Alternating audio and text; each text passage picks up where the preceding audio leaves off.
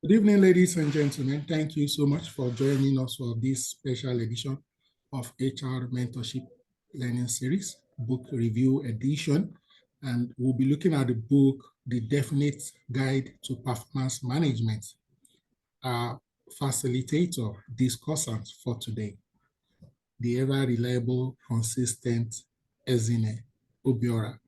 She's the Chief HR and Operations Officer with FIMO Vision, and she'll be sharing insights with us this evening, and hopefully will also contribute, hopefully. Ladies and gentlemen, let's welcome with the use of appropriate emoticons and emojis, claps, and messages in the chat box. Let's welcome Ezine. You have the floor, my sister.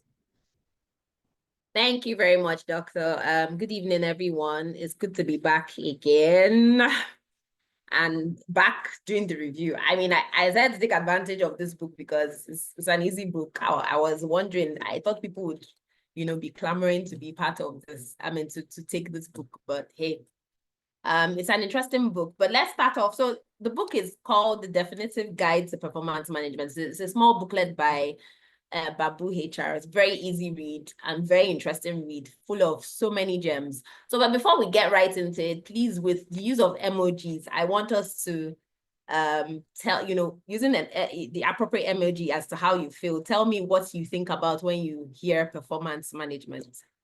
So let's see the emojis coming in the chat box. Because I know when I hear performance management, or when some people I know hear performance management, I know what they feel like. So let's see what you feel like when you hear performance management. Any emojis? I don't see them. Please drop them when you hear it. Oh my God. The faces I'm seeing here. Wow. Is that how performance management has dealt with you? Wow. I don't see any happy faces at all. Why? I know that's how you feel, but Fumilala, you're the Shula, what is this? Oh my God, this is so funny. Okay, so far I only see one supposedly happy face. Is this okay? So fine, let's get right into it. And your eye is laughing. Okay. Right. Okay. So I mean, as the book says, Sadia, the book says that, it's a commonly shared feeling that, when you hear performance management, all you get to feel is anxiety and frustration. And, you wonder why. And I've been there, trust me, I've been there. I've been there to hear from the employee side, from HR side, from line manager side, from everybody, is all up in a row. But this book is just going to take us down a path where hopefully once we're done, we can probably have a better hang of it. So, based on a survey by Bamboo HR, who wrote this book anyway, said 1 in 4 employees receive vague or no feedback on their performance, and some are unclear about their career path. So they come out of this performance management process, confused, frustrated, because nothing comes out of it. So there's going to be some clarity, shed some light shed on this process. Now, let me note here that performance, because when we hear performance management, some people typically just think about the review, but that's not all there is to it. Performance management system is like a buffet of things. So there are other things that come, as part of the cycle, right? Performance management review is part of it. The appraisals, they are part of it, but it's not the only thing that forms the performance management system. And it is not just a ticket off the box exercise. Okay, December has come, let's do this thing and get it over and done with. No, it should be something that should be ongoing. It should be something that is a regular thing. And that's what the book is trying to say to us here. It should be a series of conversations that seek to develop the individual. So one of the major things, and that's going to be a recurrent theme in this book, is that the essence of the performance management system is to develop the employees. Now, what is performance management? Like I said earlier, it's a broad system. It's a buffet of managing the development of employees. So it comprises of different things. There's peer feedback, there's 360-degree feedback, there's manager one-on-ones, there's succession planning, there's goal setting and tracking, there's the PIPs, performance improvement plans, and then there's reward and recognition. So it all forms part of this, and they happen, regularly. They're not a 1 day or 1 month event thing. It's all through the cycle, all through the cycle of performance management. Now, if you follow this comprehensive plan, your performance management comprises of all these things, then you will have the successful development of your employees. Now, project management, performance management has evolved over time, especially with the aid of technology. Technology has made things easier. You have systems where you can just plug and play. You just need to input the right information, and it, analyzes things for you, and so it's made things easier for you. However, you cannot discount the involvement of the human factor, the human interaction. That's what makes it, and that's what completes it. Now, in this age of hybrid work, we have a lot of hybrid work. It's so important to have regular feedback. Like someone said, I remember reading something from revered YF. He said, appraisals are not a 1 day thing. They happen on a daily basis. So as you're at work, you're being appraised. And as you're being appraised, for me, I believe that you should also have feedback. So you don't have to wait till one particular time in the year to have feedback on how you're doing. It should be a regular occurrence, right? And the current approach to performance management has to be adaptive. Now, we have to adapt to the times. What's going on in the world now. There's introduction of AI. How is performance management adapting to that? It should be collaborative. So it should not be a one-sided thing. All I'm doing is I'm appraising you, and then you're not involved. It should be a partnership. You're partnering as a leader with the employees. And then it should be individualistic, according to Gallup. Now, individualistic because there's not one size fits all. You can't adopt one measure on one person and have it work on another person. You have to tweak development plans to each person, because each person is unique with their own competency, strengths, and gaps, right? Performance management is important because it sets the tone for a great work culture, a psychologically safe work culture where there's the encouragement of regular feedback. When you're in an organization where you can give regular feedback, you can receive regular feedback, you're not afraid to ask for feedback, then it's great. There's a great work culture that is being bred there, right? And like I said, it opens the door for psychological safety. Now, reward and recognition is a very important part of this process, and you have to have it as part of this system because it makes the employee feel valued. And when the employee feels valued, that in turn drives up the engagement levels. Now, apart from that, like we have earlier said, the essence of performance management is to develop the employee professionally. And when you do that, you empower the employee to take charge of their career. So there's nothing as good as I'm working somewhere and I know where I'm going. I know my career path. I know that there's a growth plan. I'm not dancing around in circles. So that is why it's so important to have a comprehensive performance management system. Now, when I know as an employee what my role, expectations, and my career path is, then I'm more confident and I feel like a stakeholder in the organization. But if I don't know, if I'm lost, then, it's almost like, there's a disconnect and there's no engagement. So imagine having an organization. I'm sure you can, those people that were crying or, or putting sad faces and all that. Maybe that's something you've experienced, or maybe people in your organizations have experienced, where you're in an organization where people are not even clear about their responsibilities.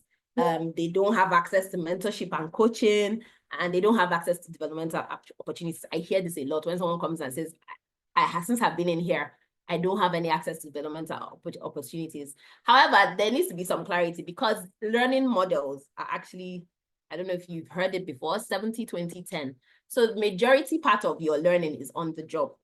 Now, the question is, do you know that you're learning on the job? Are you learning on the job? Are you actually being exposed to challenging tasks that, tasks that challenge you and grow you? But, because some people believe that if they don't go for training, then they have not been developed. But that's not the truth. So, but the question is, are you, while you're on the job, are you exposed to tasks and responsibilities that, develop you?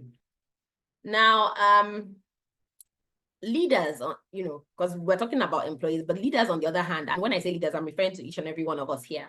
Because if you're a HR person or whatever it is you find yourself, we're all leaders in our own rights, whether you by title or not. If you're responsible for a certain group of employees, you are a leader. You should be enabled to provide those upskilling opportunities. So to create that enabling environment for your people. So what opportunities are you, presenting to the people? Do they have opportunities to upskill themselves? Do they have opportunities to be put into responsibilities or tasks that will build them, which is what I had said earlier? Because of course, if they don't, then that's where the problem, that's where there's a glitch in the performance management system. Now, a good performance management strategy drives up productivity. Look, it's a positive, it just has a positive domino effect, because it will drive up productivity because employees are highly engaged. When employees are engaged, then there's likely to be higher productivity. And of course, higher productivity will bring higher revenue. And that's something that company organization likes. They smile when there's higher revenue, right? Higher revenue, profits, and all that, the bottom line.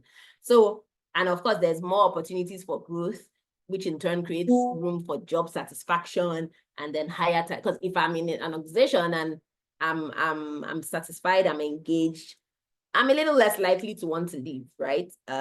So that's there's more talent retention, and of course, so that is the domino effect. That's the positive domino effect of a good performance management system. Now, if you get into an organization and it's like a brownfield, you're creating things from scratch.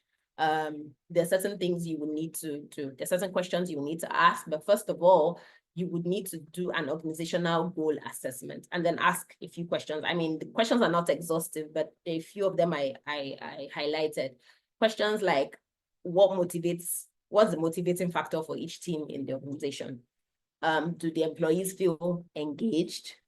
What's the hierarchy of the organization? Is it an organization where you have to jump over hoops just to get things done? So you anticipate what roadblocks that are going to meet in pushing this thing. So you need to understand the working of the organization before you put together, the performance management system. And then what's your employee turnover rate? Because that would also speak to level of engagement, and other things, whatever things that tie into retention and turnover. So, you can build up and add more questions for yourself, but these are some of the questions that the book highlighted. Now, if you meet an existing performance management system on ground, but you need to improve on it, you first of all need to ask what is working and what is not. They say if it ain't broke, don't fix it, right? But then if something you feel you can tweak and make it better, there's a chance to do that.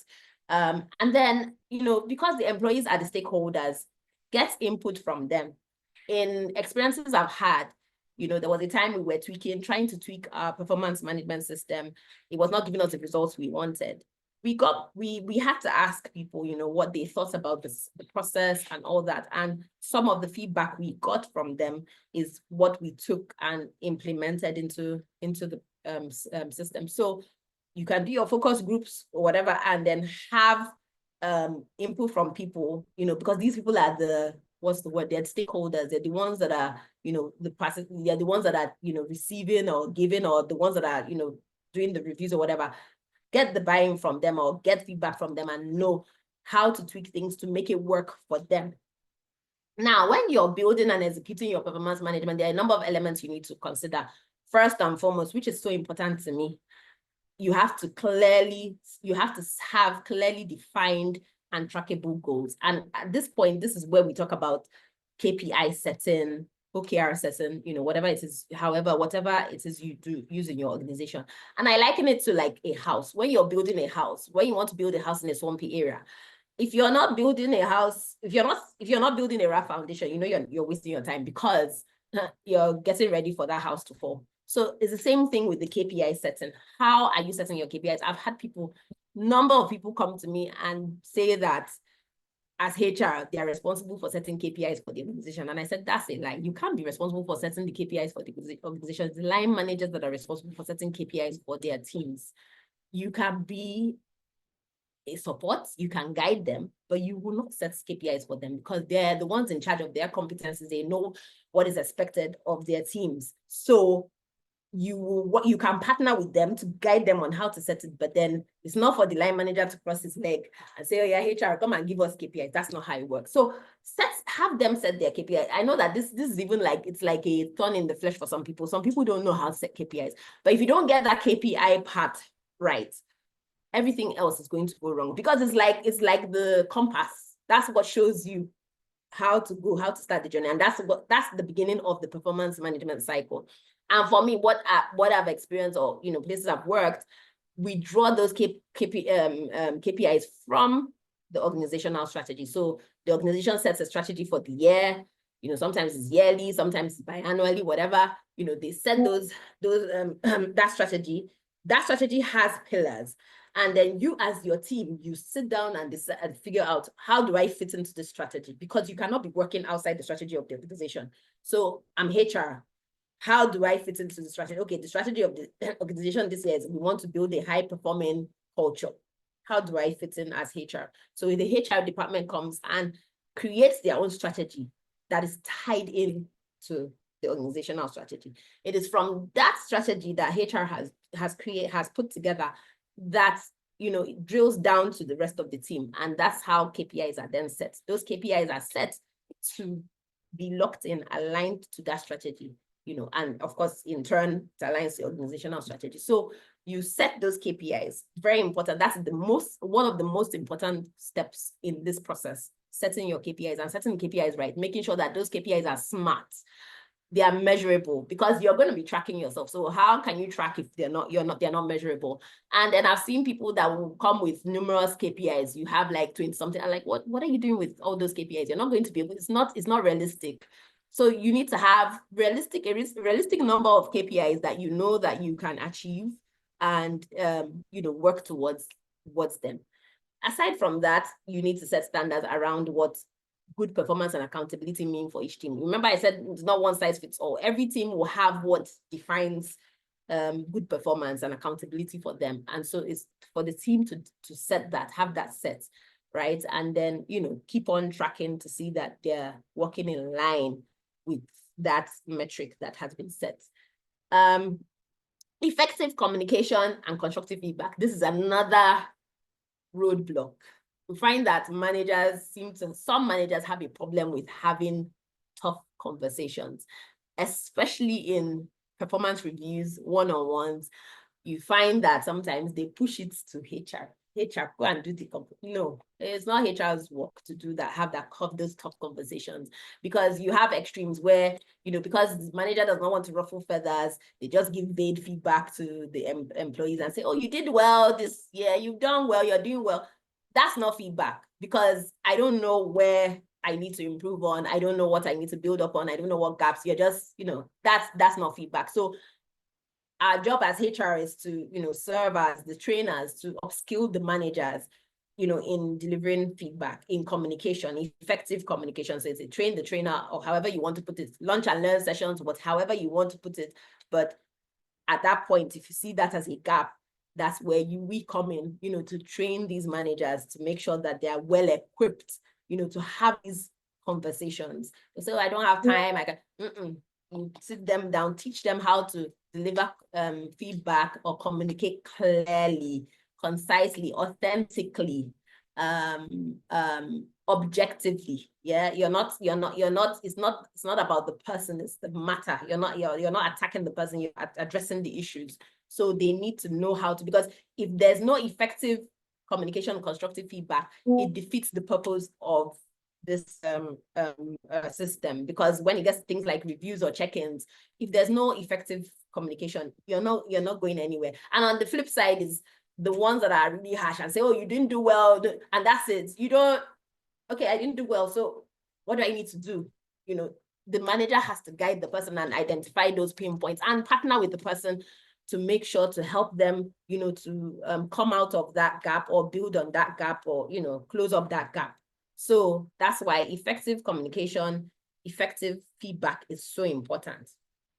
Now, when I talked about check-ins, you need to also plan accordingly. For check-ins, some people do monthly check-ins, Some people say, oh, don't have the time, let's do quarterly check-ins. You would determine that, when you're putting together your performance management system.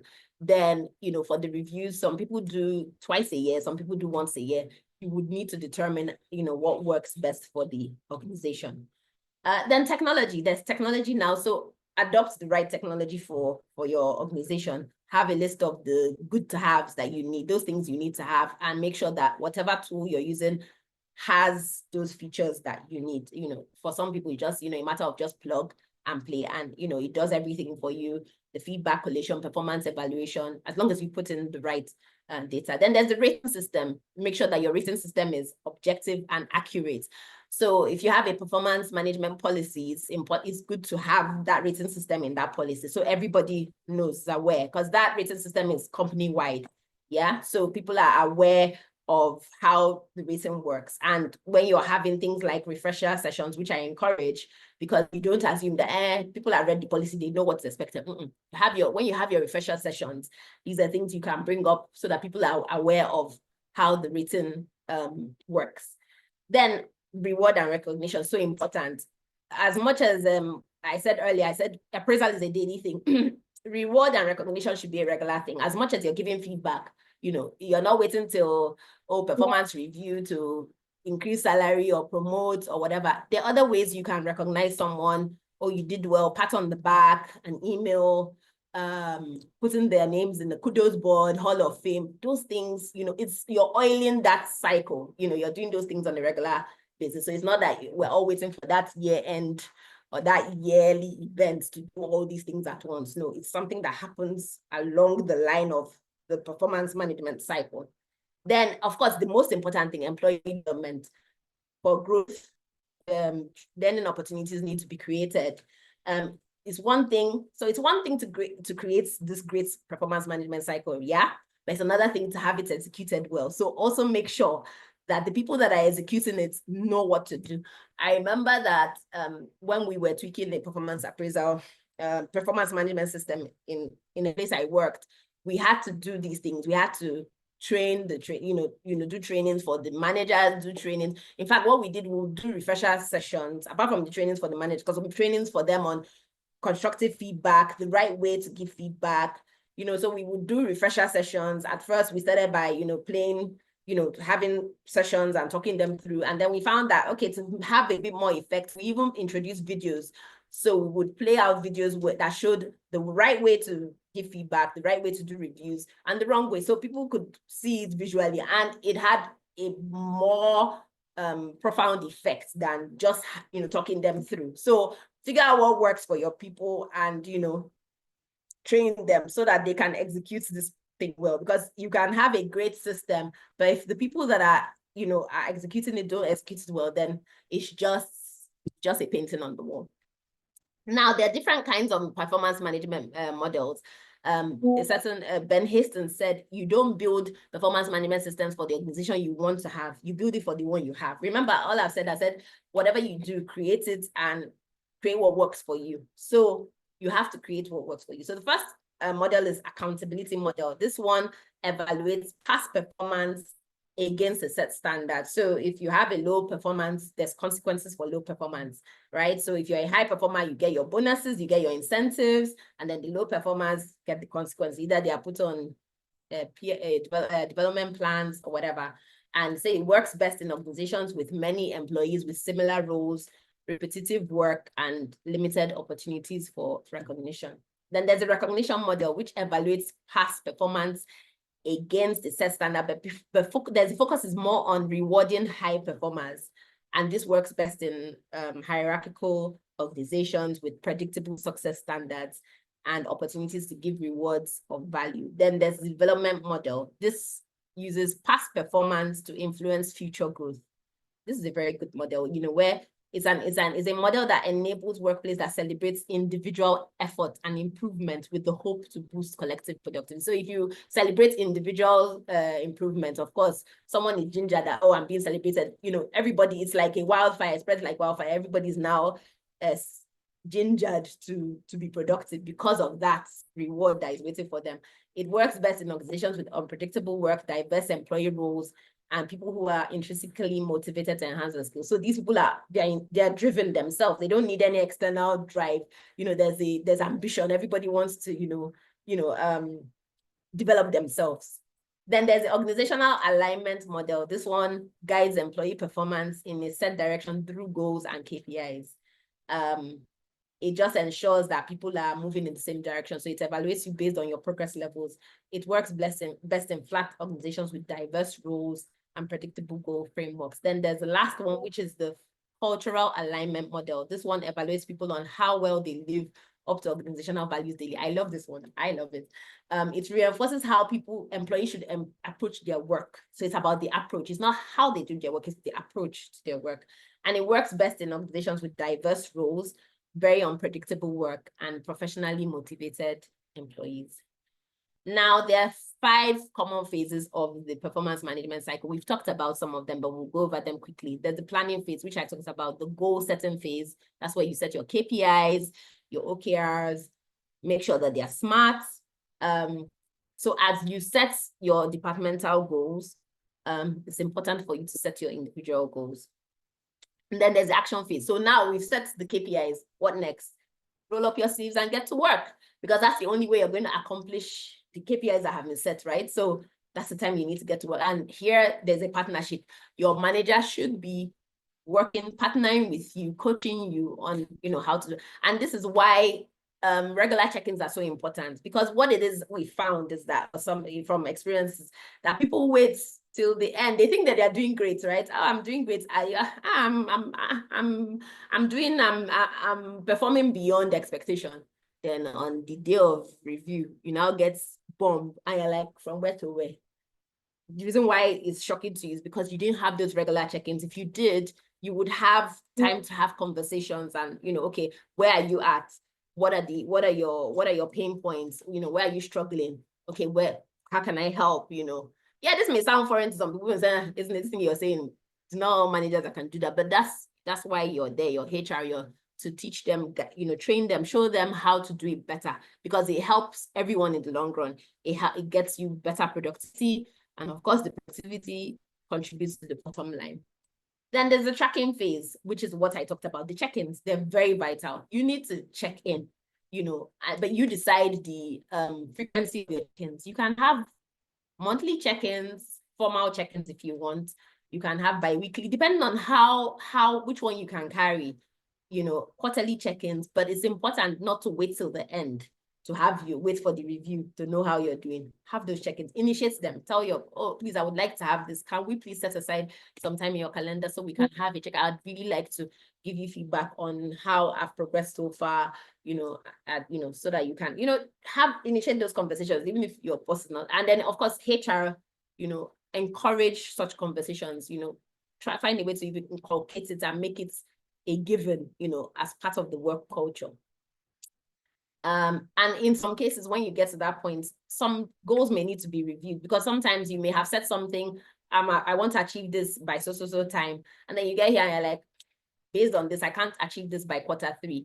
I'm looking at Q1 of next year. And so you may have achieved 70%, but that's 70% because you've had that check-in. It counts as 100% for you, because you've both agreed on, tweaking or adjusting your goals, right? And in this case, even though what people do, I find people they do it afterwards. At the end, they put the PIPs at the end. According to this book, it says this is where PIPs come, because at that point, you're checking the journey and like, this person, with the way this person is going, I don't know that this person may be able to meet up. And these are gaps I've identified. So this is the time to introduce performance improvement plans. Then there's the reviewing phase, and that is when the formal performance review happens.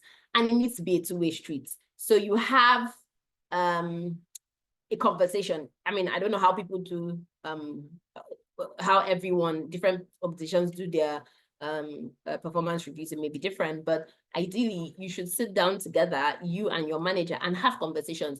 It's a conversation where you're selling yourself. You're saying, okay, this is what I've done. Yes, he may know what you have done, but it's your opportunity to speak and, put yourself out there. This is what I've achieved. I met this.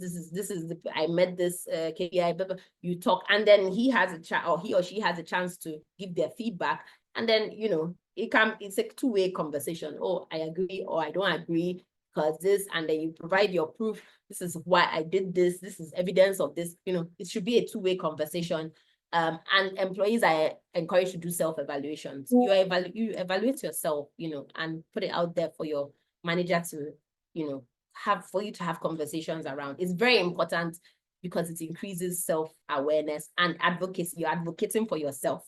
It's like you are doing your calibration session in front of your manager. Then there's the reinforcement phase, which is the reward and recognition. You've done well, you've done this, whatever you've done.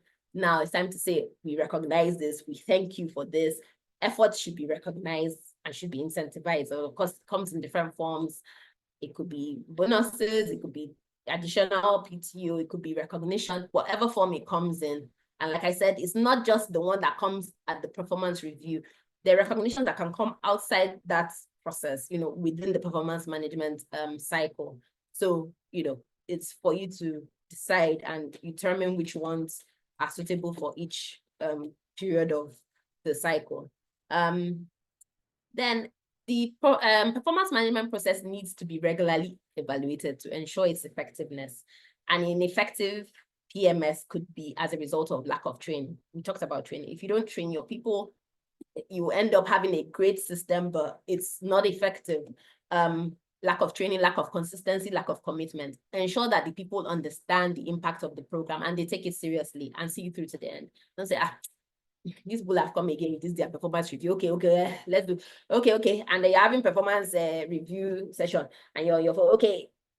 Because there are ways to do these things, yeah. So you have to have them understand the art of doing, having these sessions with these people, even the check-ins, the art of doing it effectively. Then inefficient software. What software are you using? Are you using the right software? Because if you're not using the right software, you get the wrong results. Employees' goals are not tied to company goals. Remember when I said organizational strategy, it seeps down to departmental strategy and then in turn seeps down to your own individual strategy. So that's how it works. Individual KPIs, that's how it should work. Unclear expectations. If I don't know what's expected of me, and that's where the KPI thing is important. If the KPIs are not clear enough, somebody will just be walking around and prodding around in the dark, and that's not good. Then, like I mentioned, feedback. If you're emphasizing, if as a leader, you're emphasizing on the person's weaknesses, that's all you didn't do well, you did it. It's not balanced. The feedback needs to be constructive, or else it creates an atmosphere of fear and judgment. And of course, that would withhold the person from even wanting to participate fully in this process. So the exercise should be constructive and empowering. And then you can't use one size fits all approach. Every individual has different ways that, you would handle, their own performance management appraisal or whatever, everything, not just the appraisal, the whole thing. So you can't treat Mr. A the same way Mr. B. Understand different people in your teams and work with them or tweak accordingly. Then inauthentic reviews. I said it, people are not afraid to have the tough conversations. So like, I don't want to ruffle any feathers. I don't want this person to cry in my office. So you did well, but that's it. You're not giving any constructive feedback. There's a problem. Then poor communication, I've talked about, still the same thing. We need to teach and empower upskill our managers on how to have tough conversations, because that's what leadership is about. It's about the good, the bad, and the ugly. There'll be times you have the good conversations, times you have the bad conversations, there'll be times you have the ugly conversations. Be well equipped to have those conversations, have the empathy, have that emotional intelligence to be able to carry those conversations. And then, yes, in this time of AI, we have people that will just use AI. They just cross their legs and want AI to do it all. No, AI cannot do it all. No matter how great AI is, it still requires that human input. AI is capable of so many mistakes. I've seen it happen. So you have to make sure that you're involved in it to make sure that it works efficiently for you. Now, performance review biases could come in different ways, because you go into performance review, some people have biases like recency bias. So someone all through the year, right, person has been performing badly, but just because the person performed last month, great. As far as you're concerned, the person has performed wonderfully well. That's a bias, right? And, yeah. Then there's the leniency bias, which I talked about. Someone is afraid to give the right feedback. So say, let me pity this person. So you did well. That's wrong. It's going to make your performance management process ineffective. Gender bias. Oh, because she's a woman, I will appraise her well. As women supporting women, or is a man, I will appraise him well. Or we are from the same place, so that's the racial bias or affinity bias. We're in the same club, we're Lions Club together. So Lions, we can't, no, that there's no room for those kind of biases in performance management systems. You have to be as objective as possible. That's why HR is there. HR has to be the objective eye to make sure that these things, identify these things and raise alarms if you notice any of these things. So regular checks will help you spot these things and recalibrate accordingly. The advantage of using performance management tools is the streamlining of the process. It reduces manual work. You can get personalized reviews and reporting. That's when you're using the tools. Ensure that you're clear and you're aligned on your organizational list before getting, I said, make sure you have your list of good to haves before you get a vendor for your tools. Now you're at the end of the cycle, you need to evaluate the success of your PMS. So you've gone from KPI setting, reviewing, tracking, reinforcement, and then the main review, you've completed it, right? How do you evaluate your success?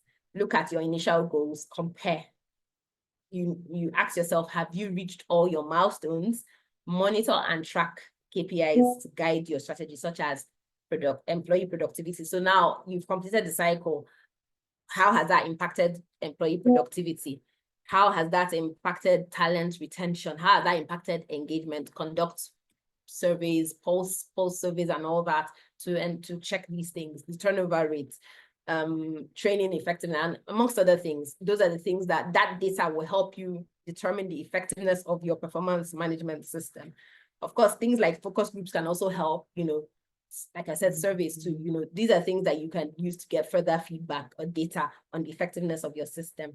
Then you can compare 360, you can do your 360 on the side, right? And compare that, the results you get from those two, compare them, and you should see some similarities. If you don't see similarities, then there's a problem somewhere and you need to go and check and identify where it is.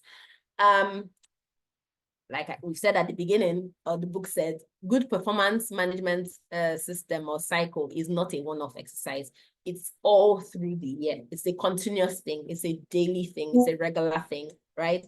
As developed through great leadership, great communication. Remember, there's been so much emphasis. I've talked about communication, effective feedback, and efficient technology that helps in the development and retention of employees.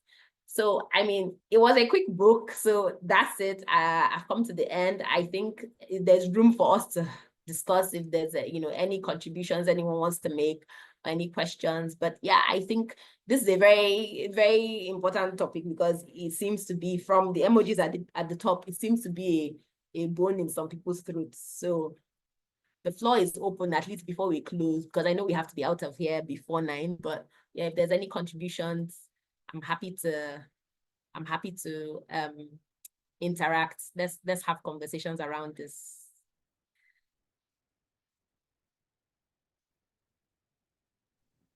Please raise your hands if you like to contribute. Thank you. Excellent presentation as always. Thank you. Thank you, Yuka.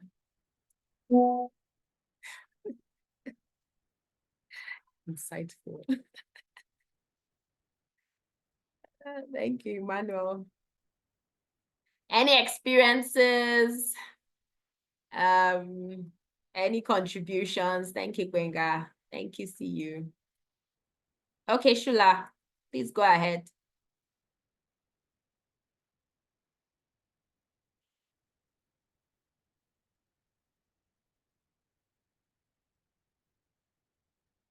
Is Shula? Okay, yeah, Shula.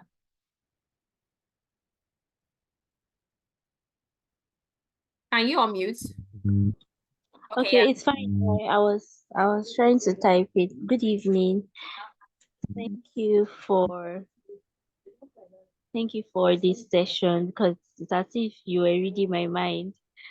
I have some plans, and they involve performance management. So yeah, thank you for this session. So my question is, so what if in a situation where, like, I mean, the person that is in charge of performance management in my organization, it's every HOD, and I train them periodically on how to manage, on how to carry out that exercise. But with the way things are going, there is a quote that HR without tech will soon become outdated, or HR without tech will soon become an operations officer. So now that tech is involved, how do, like, when the company is not interested or ready to invest in software or performance management tools, how can someone come up with a digitalized performance management system that is easy to understand without being like interpreted? So that's actually my question. Okay, I mean, if someone can help me out with the answer, but I mean, to add to what I answer, but yeah, I mean, yes, I know certain people, I don't know whether to call them old school or whatever, or maybe they just don't want to bear the cost of those kind of things. They are not open to the digital thing. A lot of times it's cost that is driving them away. You could probably have, have demos, have them see demos of some of these solutions that you're looking at, right? For them to have an idea of what it's like. Because I know some of these vendors, they organize free demos. It doesn't mean that you have to have the whole line managers line up, but maybe a crop of them, just for them to look at what it can do, and then put together a report and show them, because again, you speak their language, what is it? How are you going to prove to them that beyond the cost is going to what's the word? It's going to be of benefit to them. Yeah. You show them through data, okay, doing this, doing that is going to, it looks like it's going to be costly at first, but in the long run, it's not, it's even cost efficient. So you can have demos organized, for them to see, so that they can see the benefits of it. But it's also good to have this manual thing locked in, because at the end of the day, that human input is important to put into the digital thing. But yeah, have those demos, put together for them, so that they can see the value of it. It's not just enough for them to hear you say those things. Let them see the visual representation, what it's like, so that they can, they can have a feel for it themselves. And, you can convince the doubting Thomases, do it a little bit, a step at a time, and see, if that works. Shula, good?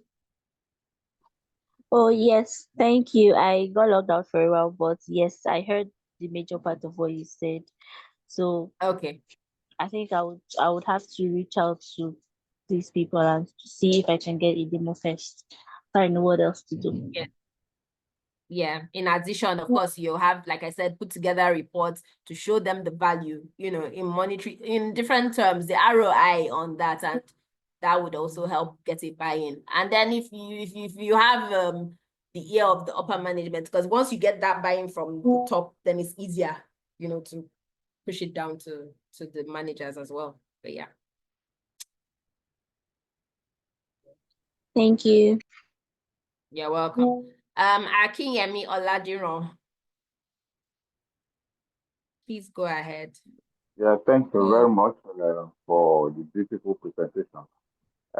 Yep. In the course of setting KPIs, some KPIs are easier to set, like the ones that are easily measurable, like production targets and so on and so forth.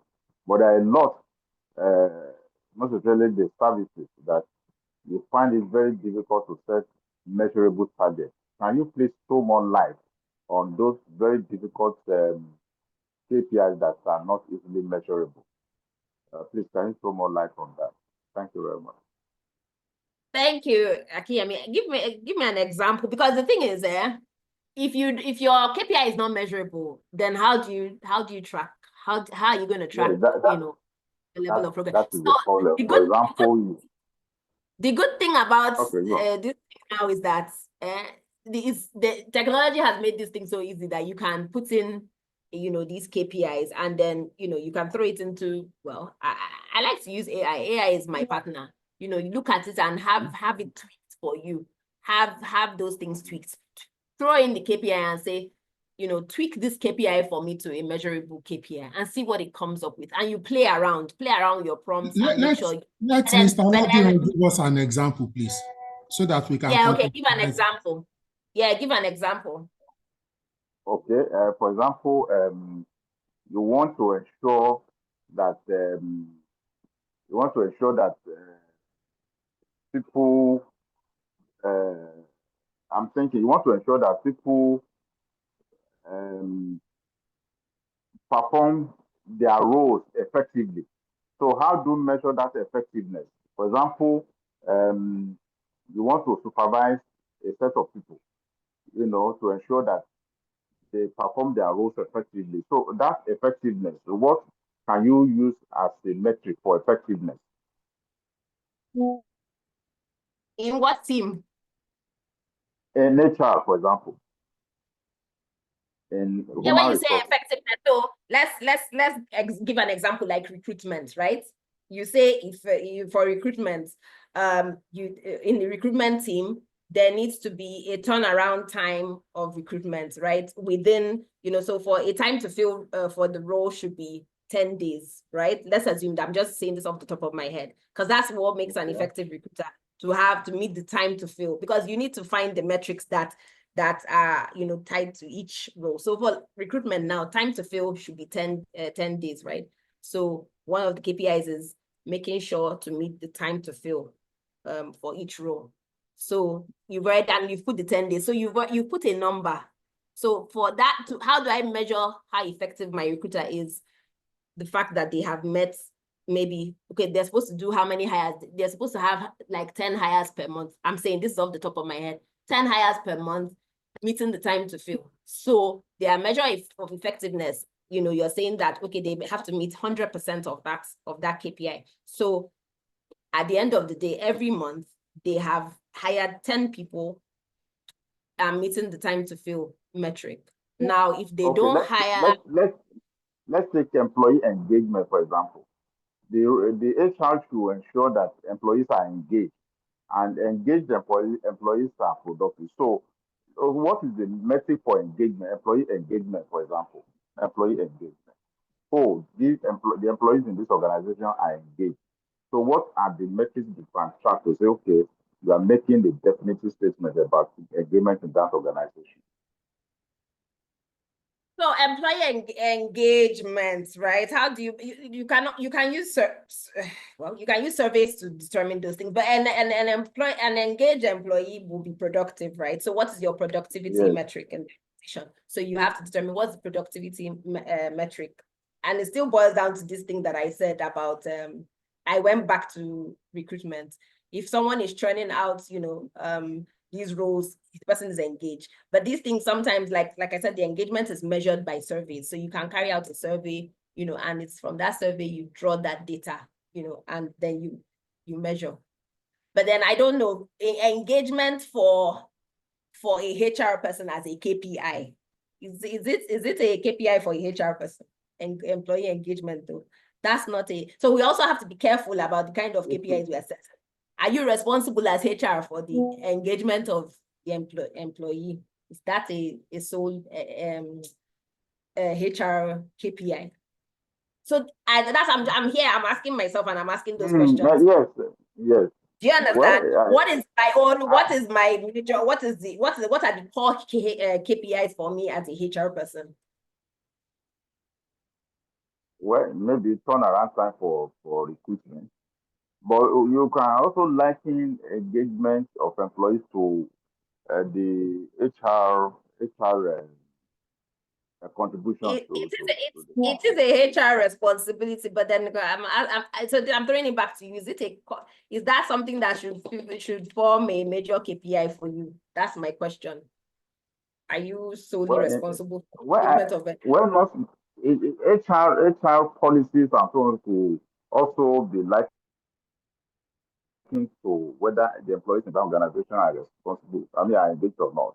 It will come up with policies, HR policies that make employees to be engaged, in terms of the value, the employee value propositions and so on and so forth. I just feel like I'm we should just be careful. thinking, I think we should be careful to have KPIs that we can measure, that they're not vague. So like for things like let me give an example. KPIs such as, like I've said, recruitment, there's employee performance and productivity. So things like employee productivity rates. So you have metrics for those ones, output per employee. So those ones you can measure yourself and have a KPI set for that. Employee turnover rates, right? What percentage of employees are living within a given period? those That ones are very can direct. so that's what I'm saying. Your KPI, you have to be careful. Your KPIs have to be smart, specific, measurable, realistic, time bound. Do you understand? If they have to fit that thing, or else you run into the problem of you will just get stuck in the middle of your year and you're like, what am I actually doing? So you have to be very careful. And like I said, very importantly, it has to tie into the organizational strategy. Are you doing something? Are you just setting KPIs for yourself and it's just your own is on one side, and then what's the organizational strategy first of all for that year? Now decide, okay, this is what I am focusing on for my KPIs for the year. Do you understand? Yes, I do. Okay, thank you very much. You're welcome. You're welcome. Thank you. Somebody else's hand was up. Sorry, Olushola. All right, thank you very much. Please confirm that you can hear me. Yes, I can. All right. I'd like to start from Mr. Kinyemi's question. And the question you threw back at him, that is employee engagement a part of HR's KPI? Of course, yes. I'm saying yes because it actually depends on the company. It depends on the organization you're working. So for someone like me, my job role where I currently work is total reward and employee engagement officer. And how do I measure? Now, measuring the total reward part is a bit easier, but how do I measure employee engagement? What we do is at the beginning of the year, we rolled out, we set up initiatives, right? Various ideas. We try to gather a lot of ideas, initiatives that we can roll out to keep our employees engaged. Because the fact is, whatever KPI you have as HR, if your staffs are not engaged, you'll be pouring water into a basket. That's just a fact, no matter what you're doing. So employee engagement is a big part of HR's KPI. Because imagine you're doing well in your talent acquisition, you're doing well in your learning and development, but for one reason or the other, your employees are not engaged. You'll be surprised that the attrition rate will be terribly high, because as they're coming in, they're going.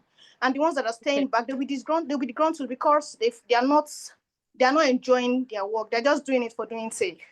So I will go back to say that HR's KPI should be big on employee engagement. That's just it. Now, measuring employee engagement, I said at the beginning of the year, what you can do is we set out initiatives. Like, I give myself a challenge. I'm the one giving myself, okay, this year, part of my initiative is to celebrate baby boomer's birthday. Another initiative is to increase the plan of my HMO within the next 6 months. Things like that. Anything, anyhow. In fact, it's even very easy to measure. If you've let that down at the beginning of the year, that 2025, in the first half of the year, I'll be doing this within the, that will form a big part of your performance management when it's time for appraisal. In fact, it will be easier for you to do. Fantastic. Sorry, Alicia, because we're pressed for time. How do you then educate? How do you then measure at the end? At the end of beautiful. For instance, if one of my initiatives is increasing my HMO plan, like not increasing but expanding the coverage of the HMO plans, and I'm able to achieve that, it's easier for me to measure, because I would say, okay, this year 50% of my staff eventually registered or got enrolled on so HMO. and they are making use of it because of this and this. And also it reduces my turnaround time because a whole lot of staff are staying back because, okay, for instance, this year one of my initiatives is that we onboard parents. You see, parents of HMO. And I can tell you that more than 5 staff already gave us the feedback that, oh, I'm glad I actually enrolled for this HMO because of my parents, not even because of myself. That's a feedback that would go into my performance management. And then going back to the question that he had, that some job roles cannot be measured. Let me give you an example of job roles that it's a bit difficult to measure. For instance, a teller. How do you measure the KPI for tellers? Especially because tellers, do you want to measure the amount of money they count per day or how they attend to customer? You know, I feel that kind of job role is a bit difficult. Do you understand what I'm trying to say? I would defer with that, but because we're pressed for time, we can probably have this conversation. But I like your perspective. I was going to ask that, is this employee engagement measured for other members of the team too? But anyway, we have to wrap up because we're moving to another meeting. But thank you so much, Olushola, for your perspective. So Akinyemi, you can hear that. So you can inculcate it as part of your own KPI if that applies to you though. I mean, yes, it is a HR KPI, but it depends. You know, like I said, it's not one size fits all. But you guys, thank you so much. I've seen questions, but because we're pressed for time, we cannot take the more questions. But thank you so much for this. It calls for more conversation. We can have better conversation in the group. We can have further conversation in the group. But thank you so much and good night. If you have more questions, let's go back to the group and answer, ask and answer accordingly. Thank you so much, guys. Have a wonderful night.